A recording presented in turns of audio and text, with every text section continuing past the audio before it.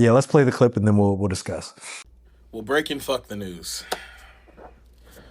I'm just going to read it. Commander claimed Trump was anointed by Jesus to cause Armageddon to justify Iran strikes. A military commander told a group of non-commissioned officers that that President Donald Trump was anointed by Jesus to light the signal fire in Iran to cause Armageddon and mark his return to Earth.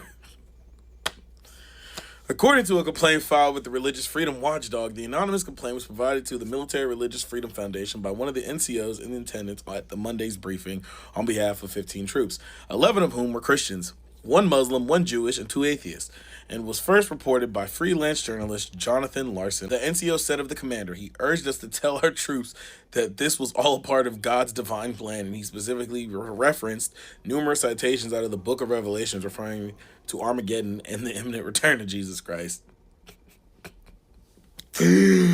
We are losing our fucking minds. All right, so what do you think about that? I think so. The first comment on that video when I originally watched it said, "So we're going to war because of some dispute from a book club." Yeah, I thought that was hilarious.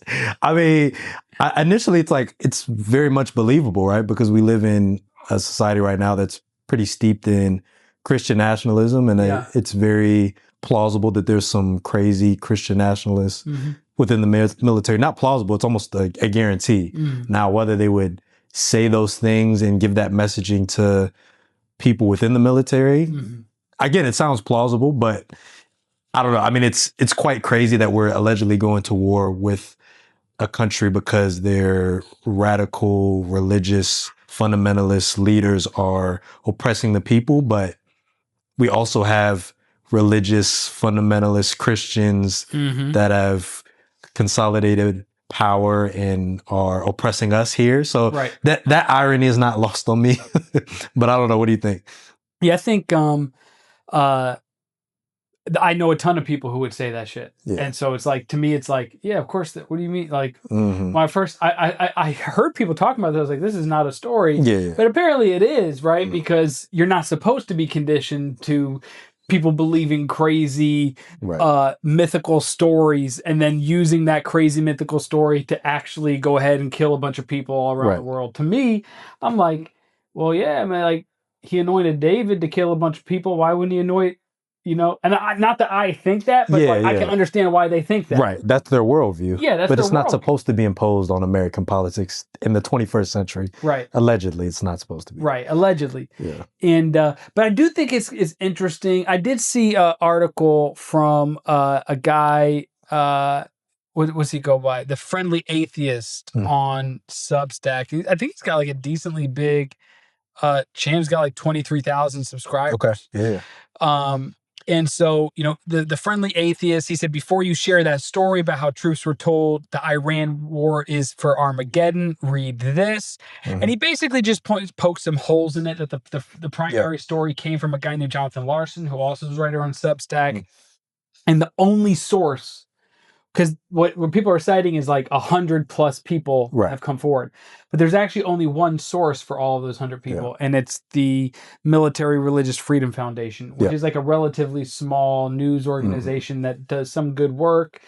But he raised some alarm bells for me that made it look like honestly a little suspicious. Like, so 150 people came to report this. They all came to you to report it. Nobody reported it to any other news. There's no other news outlet that got that direct story. Exactly. It all came from the same subject. None of these people have now reported or leaked it anywhere else. Not only, is he keeping the confidentiality of those people tight, but he's not saying which military person said these things. Sure. Because then maybe it could narrow it down. But if it's like 150, if it's that many people involved in these, like, I don't know what you call them, a platoon? How many people is a platoon? Yeah. What's the difference between a platoon and a splatoon?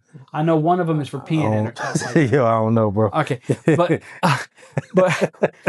But then, another interesting thing, because like, if you look at like, and I'll throw this up on the screen, like, when it went viral, like on Jonathan Larson's, where he posted about it, it's like a picture of Pete Hegseth at the National Prayer Breakfast.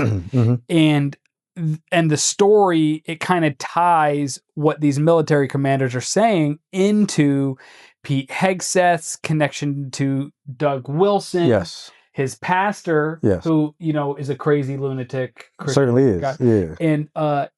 and saying like, so this is coming from like this kind of like right-wing Christian nationalist viewpoint.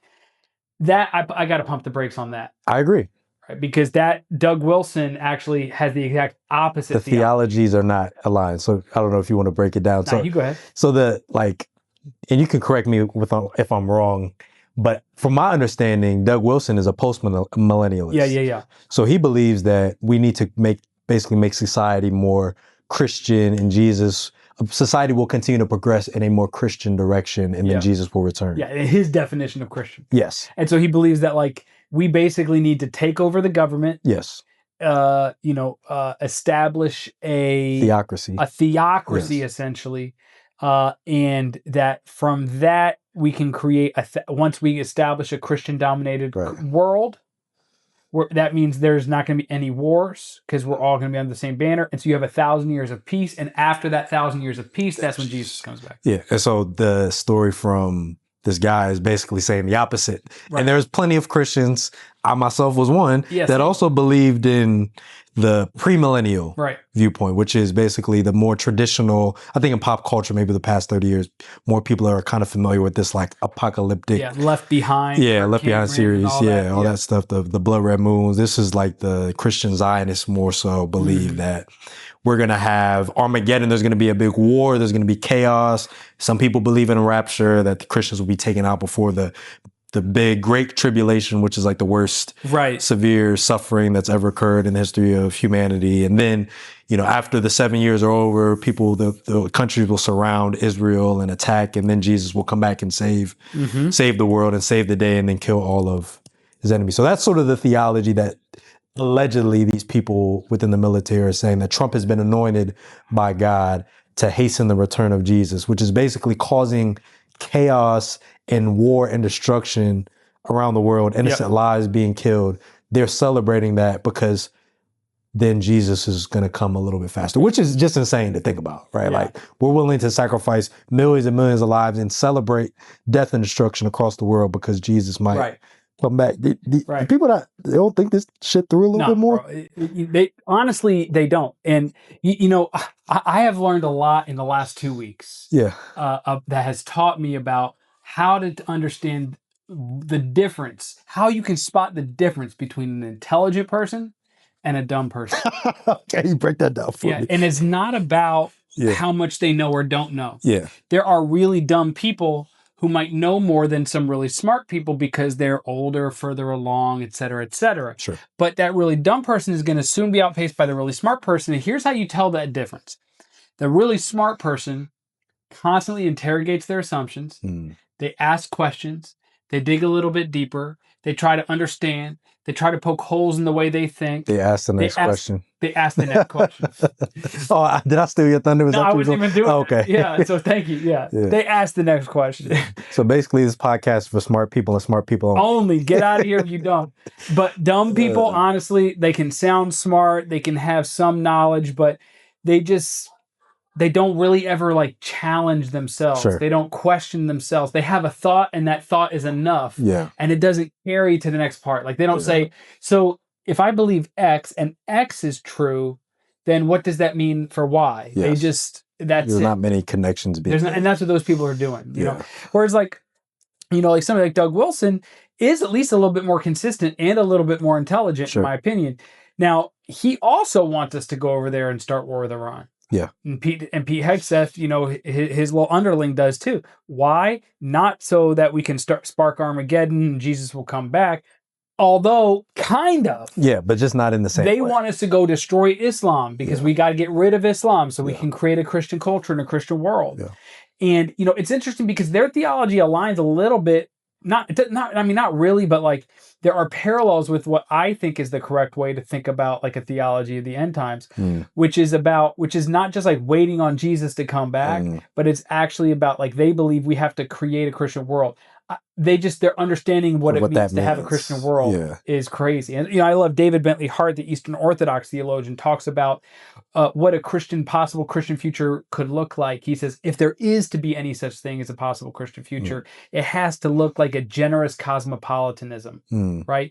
Where you have this like rich diversity of different houses of worship from different faiths all around the world. That is what a truly Christian future would look like if it's actually Religious going to be tolerance. rooted in like the principles and teachings of Jesus. Yeah.